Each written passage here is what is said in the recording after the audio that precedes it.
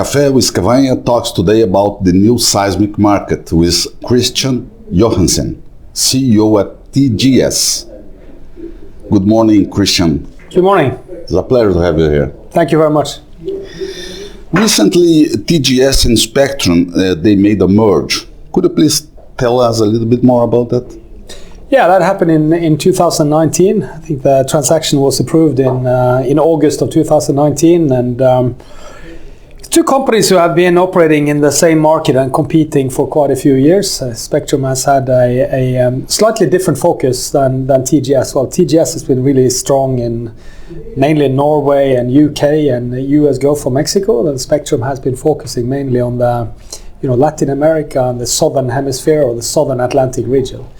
And we've over time noticed that this is a growth area. I mean, Brazil has been growing for quite some time. There's been a lot of activity in terms of both seismic but also other oil service activities in Brazil for quite some time.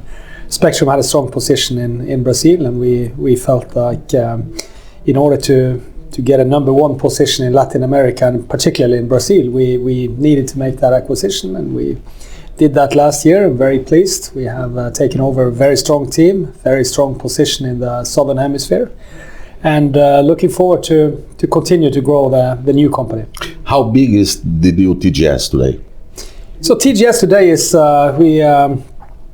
close to 800 people who's working in our offices, but in addition to that we have between 200 and 1,000 field workers who either work on one of our vessels that are contracted by TGS or an onshore crew somewhere in either Canada or in the lower 48 of the US. So quite a few people working for TGS. We've been growing the company quite significantly over the past few years. Our revenues are pretty close to $1 billion now, and it's a profitable company, very strong balance sheet, and the market cap or the market value of the stock exchange is about $3.5 billion. More focused on spec survey or on the normal contracts for seismic acquisition? It's mainly what we call multi-client, that you also refer to as spec surveys, meaning that we as a multi-client company take a significant part of the risk. That also means that we need to understand the subsurface really well, because we need to know where we can take risk and how much risk we're willing to take. So it's pretty much entirely multi-client data that we do, and that's what we focus on. And the good thing is that that's part of the market has actually strengthened during the down cycle. I think more and more clients are seeing the benefits of multi-client, which we also like to call shared economics. I mean, that's what you see elsewhere in the society. The Uber business model and a lot of different business models that are based on sharing. And that's what TGS has been doing since 1981. So. I do not know if you can say about market share, but are you strong in terms of market share, the other companies and you? Yeah, in terms of our global market share in the multi-client market, I mean, it's somewhere between 30 and 35%. So we're quite pleased with that, but we obviously want to grow that further. What Brazil means for TGS? Very, very important. As I said, that was key reason why we acquired Spectrum. We wanted to strengthen our position in Brazil because we see that this is one of the core areas for growth for the future. I've been in Brazil now for the last 3 or 4 days. I'm very, very excited about what I hear from clients, what I hear from regulators, and I think there will continue to be growth in Brazil, and we're going to grow Brazil as well. So we are hiring people as we speak. In our office today we're about 15 people, I guess, but that's going to be growing over the next few months, and we're looking forward to take a very strong position in Brazil. In terms of technologies, what are coming for seismic next decade? Or yeah, I mean, there's been a lot of developments on the processing technologies, so the way we do processing and using new and better algorithms for that, where the industry is spending a lot of money now on trying to cut the cycle times and by use of more efficient compute power and that kind of stuff. At the same time, we also see a slight shift from 2D and 3D streamer seismic to ocean bottom nodes, where you put the nodes on the seabeds to get a better picture. So I think that's probably the greatest change we see now is probably in terms of acquisition technologies. It's related to ocean bottom nodes.